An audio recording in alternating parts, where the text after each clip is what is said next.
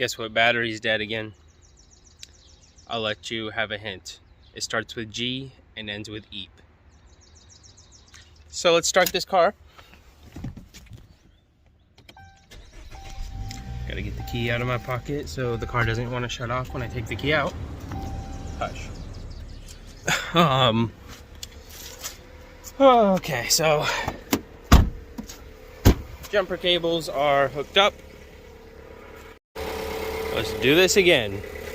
This battery better not be bad, as a lot of you probably know. This is a new battery. I know, I can hear you already saying I should drive it once in a while, then it won't go bad.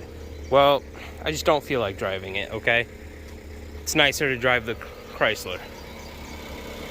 But there is more to this story. See this? Expired inspection. So I had to update the registration. I did that this morning, and I got a note. I had a note left on the Jeep saying that they were going to tow it. It's past the date. They didn't tow it. So now I got to hurry and do this before they follow through and actually do tow it. So yeah, got to get it inspected, but have to be able to start it and drive it to the place to get it inspected. And I got to make sure the battery's not bad. We'll see. Alright, jump starting it has done the trick. It is running. There for a second I didn't think it was going to work because I was turning the key and it wasn't doing anything. It wasn't turning over. It was click, click. The lights were on the dash, but it wasn't doing anything. I was like, oh no, what did I do? Blow the starter? I don't know. But it started now. So the only other thing we got to worry about is if after it runs for a while, if it charges its own battery, if I can start it again. So I'm gonna let it run for a bit. I guess I'll sit here and watch and see if I can find antifreeze leaking, because you know that's always in the back of my mind. Is it gonna start randomly leaking antifreeze? Actually, while we're here, let's go smell the passenger side and see if we can get any aroma of antifreeze. I don't have a very good sense of smell, so it might not work. Sorry, I'm all up in your face. I don't know, I don't smell anything. But like I said, I have a terrible sense of smell, one of the worst.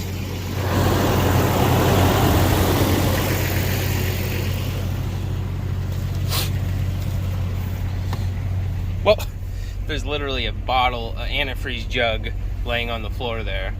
So you would think it would smell like antifreeze regardless of whether or not the heater core is leaking back there. But that's probably empty, to be honest. A little bit in it. Might be mostly water though. Alright, yeah, we're just gonna sit here and let her charge. She's got plenty of gas. Let her charge for a bit. And hopefully she starts again after that. Look at that. 138,000 miles. See this here? Oil pressure gauge. This is the temp gauge down here. But the oil pressure, if that's ever jumping around on you, like not making any sense, like it's up and down and all around, then I can tell you exactly what the problem most likely is. I had problems with it before. Real simple fix. It was, let's see, right down there. That little thing with the white cap on the back. It's like a rubbery little cap. That is your oil pressure sensor, and mine was bad. It was actually dripping a little oil at one point, but it was bad. I replaced it, took care of the oil pressure sensor problem, and it no longer drips oil there. Yep. I was just up under there and I could actually smell antifreeze in the front. That makes sense because it's been leaking all over in here in random spots for a while. It's not leaking right now. But like, if the phone had a nose, you'd be able to smell it about here.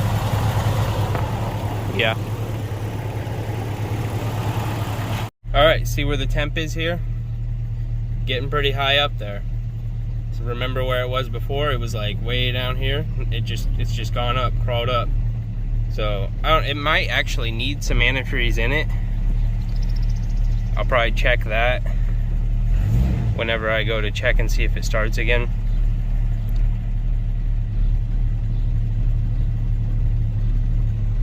I don't know if you can hear that rumbling. It stops doing it when I drive, but it's really doing it right now. You hear that? Well, I mean, it stopped doing it when I drove it in the past. I haven't driven it in a while now, but I wonder what that is.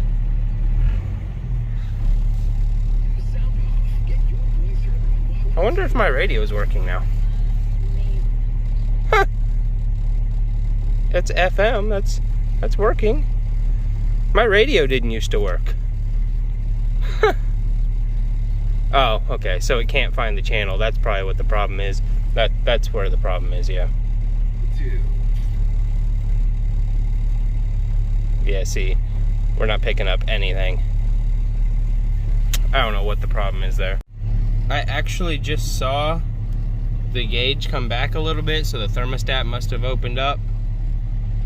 Let it come back. Still doing that rumbling. It sounds like bass. It's like I got the bass up super high, but the radio is not even on. The good news is it did start right back up. I turned it off and then it started right back up. And then there's Abby. Okay,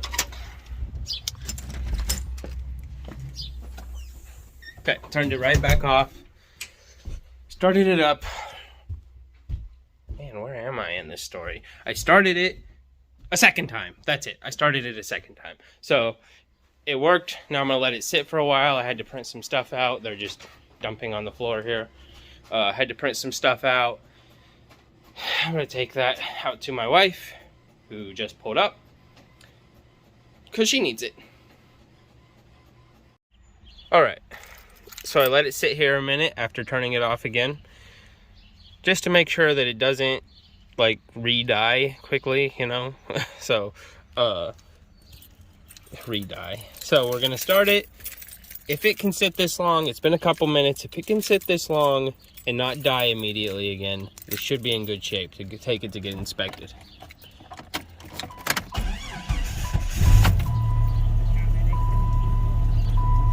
Took a second there. It doesn't help that that fuel that's in there is getting kind of old. So that doesn't help. It's case any, you know. Got my new registration and insurance cards here. Got to put those in the glove box. Guess I'll do that now.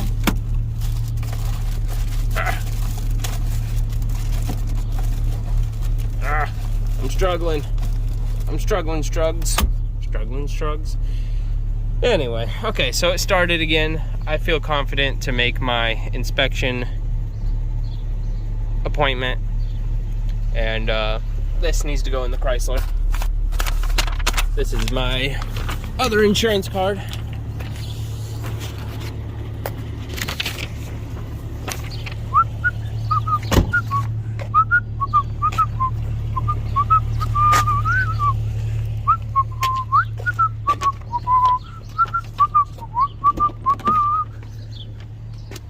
Okay, glove box. Don't look at my glove box. I got the goods in here.